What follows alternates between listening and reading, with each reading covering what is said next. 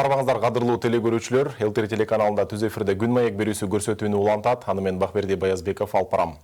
Республикалык кан борборунда кан тартыштыгы жаралган. Борбордун жетекчисинин айтымында айрыкча жай мезгилинде ар дайым донорлор чет жакка кеткендиктен кан тартыштыгы жаралат. Учурда ооруканада жаткан бейтаптарга кан тартыштыгы жаралып жетишсиз болууда. Анын кесепетинен агалайык министрлер кабинетинин төрагасы Адылбек Касмалиев министрлер кабинетинен жыйында демилге көтөрүп, мамлекеттик кызматкерлерди кан тапшырууга чакырган. Учурда мамлекеттик мекемелерде кан тапшыруу өнөктүгү өтүүдө. Биз бүгүнкү эфирде республиканын кан борборунда абал кандай, мамлекеттик кызматкерлердин кан тапшыруу өнөктүгү кандай өтүп жатат, мына ушунун айланасында сөз кылабыз. Алгач студиябыздын коноктору менен тааныштырып өтөйүн. Республикалык кан борборунун директорунун орун басары Айганыш Сатыбалдиева жана ардактуу донор Сталбек Аликеев келген. Саламатсыздарбы? Студияга кош келипсиздер. Саламатсызбы. Айганыш айым, алгачкы сурооду сизден баштагым келип турат. Мынакей министрлер кабинетинин төрагасы Адылбек Касмалиев бардык мамлекеттик кызматкерлерди кан тапшырууга чакырды. Агалайык азыр бардык мамлекеттик мекемелерде кан тапшыруу өнөктүгү өтүүдө. Ал кандай шартта өтүп атат? Ушул жөнүндө айтып берсеңиз. 5 сентябрдан баштап ошол министрлик кабинетинин төрагасынын протоколдук тапшырмасы боюнча кан донорлорун колдоо жана ошол деген кандын жай айларында дефицит болуп калуу боюнча мамлекеттик кызматкерлер 5 сентябрдан баштап активдүү түрдө кан тапшыра баштады. Жалпы республика боюнча бүгүнкү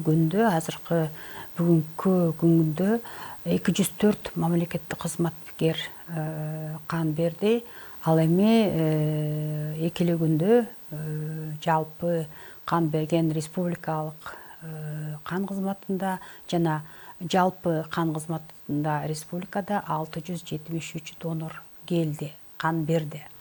Албетте бул республика боюнча маалымат. Ал эми биздин республикалык кан борборунда дагы эле жанагы кандын дефицити жаралат. Себеп дегенде жылдан жылдага биздин шаардын тургундары өсүп, мурда деген 500 000, 700 000 болсо, бүгүнкү күндө 1,5 миллиондон ашык тургунду биз тейлейбиз. Ооруканалар, медициналык клиникалар баары ушул биздин борбордо жайгашкан. Кан донору негизи бүткүл саламаттык сактоо уюмунда 1000 кишиге 40 донор болуш керек деген далил бар да ушундай. Ал эми бизде Кыргызстанда 1000 кишиге 6 донор. Бирок республикалык кан борборунда 1000 кишиге 25, эгер бөлүп келгенде аймактарды 25 донор дал келет. Бул көрсөткүч мындай жаман эмес деп эле айтабыз, бирок деген жай айы анан жана орозо айт күндөрү эмне үчүн дефицит кан жаралып калганын себеби тургундардын баары көбү отпускада, анан биз деген көчмө топ менен жана жогорку окуу жайларга, жергиликтүү мекемелерге, анан орто окуу жайларга көчмө топ менен барып, бир жумада 2-3 жолудан кан топтоп келебиз да. Азыркы күндө ошол жогорку окуу жайы, жанагы орто окуу жай, көп мекемелер ушул эс алууда да. Ошондуктан кандын дефициттиги бүгүнкү күндө ошондой. Активдүү катышып атышат мамлекеттин кызматкерлери. Кечээ деген бизде саламаттык сактоо министрлиги, ички иштер министрлиги, жанагы по делам кадр агентствосунан келип берди кишилер. Анан башка министрликтер, ведомстволор дагы мындай абдан үмүттөбүз активдүү катышат деп. Эми деген эмне үчүн биз деген ушундай канга муктаж болобуз? Бейтаптардын саны көп. Күндөр түндөр, секунд сайын, минут сайын, саат сайын, күн сайын, ай сайын, жыл сайын канга муктаж болгон бейтаптардын саны арбын. Эмне үчүн? Бүгүнкү күндө искусстволук түрдө канды өнүктүргөнгө болбойт. Булагы болуп адам гана саналат, эсептелинет. Айганыш айым, мынакей кан тапшыруу өнөктүгү башталгандан бери кан борборунда бир топ мамлекеттик кызматкерлер тапшырды деп атасыз. Буга чейин ушул кан борборунун жетекчиси күнүгө 100гө жакын донорлор келип, жалпы 40 литрге чейин гана кан топтолуп жатат деген билдирүү тараткан. Учурда азыр мамлекеттик кызматкерлер кан тапшырып жаткан чакта күнүнө канча литрден топтолууда, канча киши күнүнө? тапшырып жатат? Кече 176 киши кайрылды. Анын ичинен 130 киши кан берди. Анан ошол берген кишилердин 130дун ичинен да кан аркылуу жугуштуу инфекцияларга биз тестирлейбиз. Андан кийин 20-30% ошол инфекциялар чыкса, биз аны деген бирок жаратпай коебуз да. Анан ошол бейтаптарга кечеги күндө 90 гана доза даяр болду да. Ал деген bir 45 литрден тегерегинде 40-45 литрдин тегерегиндеги кан. Анан биз деген кандын компоненттерин даярдайбыз да. Кан жана кандын компоненттери бул деген эритроцит, плазма, тромбоциттер да, криопрецептаттар. Анан деген бүгүнкү күндө бизге деген ошол запас аз болуп аткан ошол эритроциттер. Алардын сактоо мөөнөтү абдан кыска, 35 күн. Ал эми биздин плазмабыздын запасы 3 тонна бар бүгүнкү күндө Кыргызстанда кан кызматында ал запасыбыз жетиштүү, криопрецептатыбыз да жетиштүү. Ал эми ушул дагы бир клеткабыз тромбоциттердин дагы мөөнөтү абдан кыска, 7 күн жашашат. 7 күн алардын дагы дефицити болуп турат. Эгер баягы канды группага бөлүп айтышат эмеспи медицинада, кайсыл группадагы кандар көбүрөөк жетишсиздиги байкалат? Эми эле бул баардык эле кан бирдей эле жетишсиз болуп калат да. Бир күн эле биринчи топ каны, анан 2-ге өтүп калат, кээде 4-кө өтүп калат. Анан редкая группа деп коебуз, чейде кездешчү, бул деген отрицательный группа крови деп коебуз. Алар деген кыргыздардын ичиндеги популяцияда 7-8% түзөт. Ошондуктан ошол жарандар деген муктаж болуп калса, кан албетте бир эле адамга канча доза, бир нече доза кан керек болуп калат. Жалпысынан өнөктүк боюнча айтып берсеңиз, сиздер айрым министрликтерге, аймактарга чыгып жатасыздарбы, же алар сиздерге келип кезекке туруп тапшырып жатышабы, же кандай өтөт? Азыр деген негизи биз деген ошол биздин республикалык кан борбор 1934-жылы салынган имаратта. Эми мен айтат элем, жанагы донор келгенде кандай бизде жакшы шарттар бар. Анан донор деген бул деген донор, кандын донору бул деген медико-социальный көйгөй да. Биз деген медиктер, медицина кызматкерлери келгенден кийин ошол канды даярдоодо, кантип сактоодо, коопсуздук даярдоодо абдан медициналык жагын карайбыз да. Ал эми мына социалдык көйгөй бул деген эл ичинде өгүттөө, элдерге маалымат жеткирүү, сиздердин жардамыңыздар менен, социалдык тармактар менен, жана эле ошол деген министрликтин кабинетинин төрагасынын тапшырмасы менен бүткүл жетекчилер, ошол деген мамлекеттик кызматкерлер бир топ келип берип атышканы бул абдан жакшы көрүнүш. Бирок бул деген дайым бул биздин өлкөдө бул деген кан донорунун маданиятын өстүрүшүбүз керек. Анан деген бул кан донорунун маданиятын өстүрүшү бул деген баатырдык, коомдун алдында жоопкерчиликтүүлүк, гуманизмдүүлүк, патриотизмдүүлүк деп эсептейбиз да. Анан өзүнүн деген өзүнүн органын, жана суюк органын бирөөгө бөлүшүп, бирөөнүн өмүрү сактап калган бул деген абдан чоң баатырлык. Анан донор келгенден кийин биз деген донорго 100% кепилдик беребиз. Себеп дегенде кан аркылуучу, жугуучу инфекцияларга жана биз баштыкта даярдап атпайлыбы, канды алып, ошол баштыктарыбыз, инструменттерибиз, бүт баары чыгымдуу материалдарыбыз бир гана жолучу, бир жолу колдонуучу чыгымдуу материалдар, инструменттер, ошондуктан деген шарт жакшы түзүлгөн. Ошол бир гана жери ошол деген баягы аянты азыраак болуп, анан кезек көп болуп калат, анан элде деген сабыр деген жок да, эмнеге электрондук очередь болбойт деп айтышат, анан деген блогерлер тарта калышат.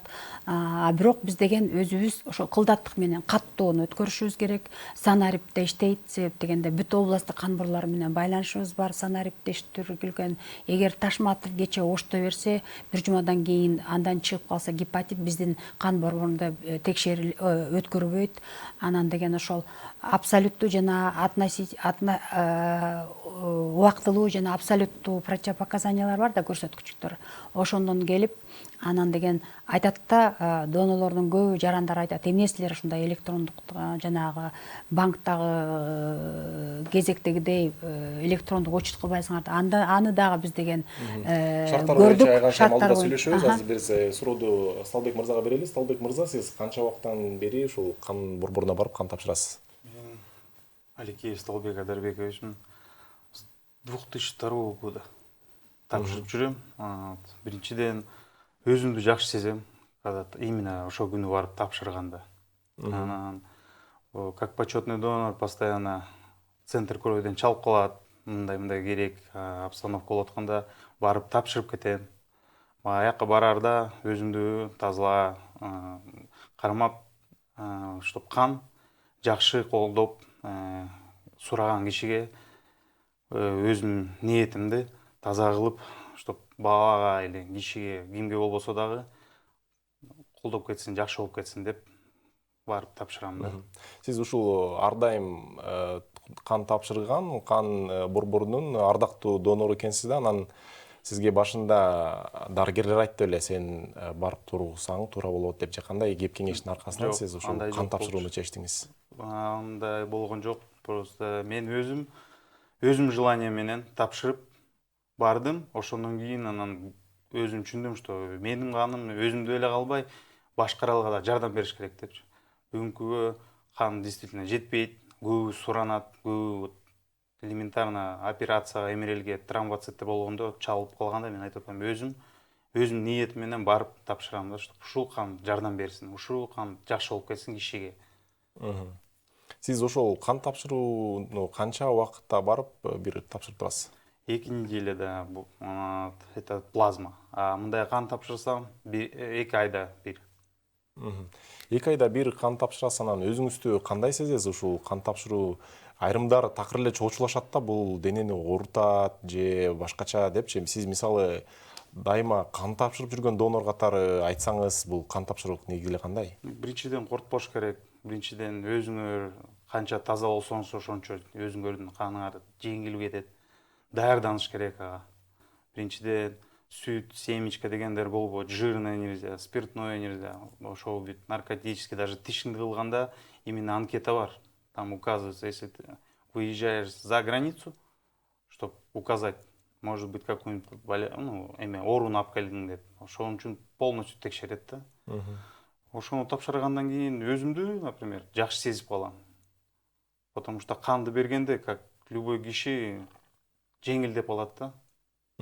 Сиз мына жумасына, 2 айда бир барат экенсиз да, кан тапшырасыз. Канча грамм кан тапшырасыз? 450. 450 грамм тапшырасыз. Ошол тапшыргандан кийин өзүңүздө бир баш айлануу, баягы алсыроо сезилбейт, э? Жок, андай жок. Ал көбүнүкү болот, когда аз кровь болсо, даярданбаса. Анан биздики плазма болгондо аякта башкача да доза. Канча доза анализге карап айтат. Бүгүн мынча тапшырасыз деп. 8, 6, 10, 12 доза болот да. Это плазма. Аяктыкы кичине башкача бөлүнүп кетет. Мен ага бүт всегда даярмын, өзүмдөн кетпесин деп, отвод болбосун деген даярданып келем да. Рахмат. Айганшай, мынакей Сталбек мырза белгилеп өттү, кан тапшырууда алдын ала донорлор, жарандар бардыгы эле даярданып барыш керек. Ушул боюнча айтып берсеңиз, эмнеге маани бериш керек, кандай тамактарды жеш керек, эмнелерди жебесе жегенге болбойт? Абдан туура айтты Сталбек мырза.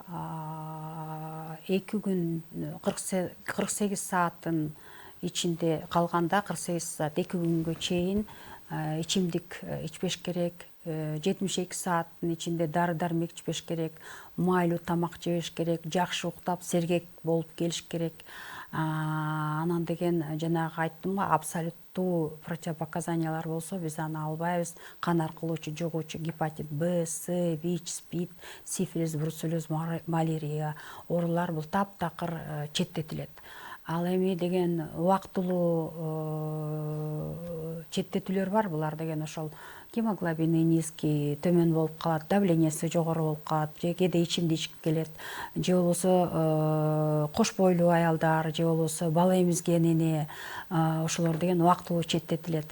Анан бул дагы мотивацияга жакшы болбой калат да, убактылуу четтетсең дагы ой мен келдим эле анан ошо кан албай койду депчи. Бирок айтып кетишибиз керек, биз деген канга муктаж болгон адамдарды, жаран бейтаптарды биз коопсуз жана таза, сапаттуу канды беришибиз керек да, канды коюшубуз керек.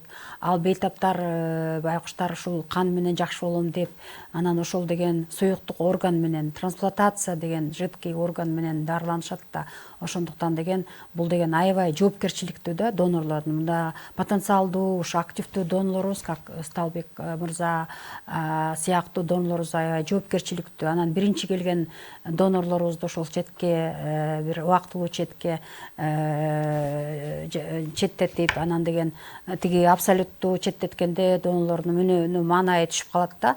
Анан түшпөсү керек. Түшпөгөндө дагы ушул деген күнүнө, эл ичинде, тууган урукта, жанагы элдин ичинде үгүттөш керек да. Кан күндө эле керек болот экен. Анан ошо кан берген донорлор ушул азыр абдан туура айтты. Биз деген жана баса калып эле жукулдатып албайбыз да. Келгенден кийин жана анкета толтурат, каттоодон өтөт, гемоглобин группасын көрөт, анан медициналык кароодон кат менен өтөт.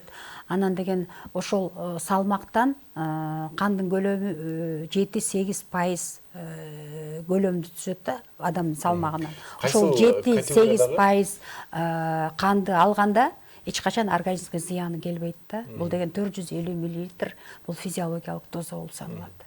Ошол кайсыл категориядагы жарандар, мисалы медициналык тил менен айтканда, мүмкүн кайсыл ооруга кабылган же жалпылап айтканда кайсыл категориядагы жарандар кан тапшырууга тыюу салынат?